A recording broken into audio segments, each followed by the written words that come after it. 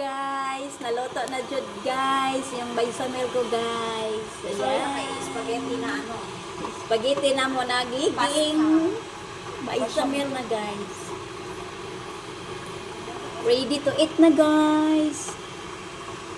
Yan lang ang dinner namin guys. Masarap ito guys kasi milk yung ginagamit ko guys.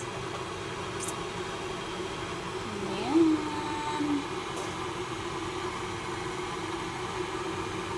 Milk lahat tapos nilagyan ko ng mozzarella.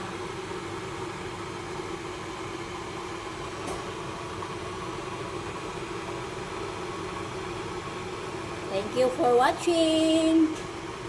God bless everyone.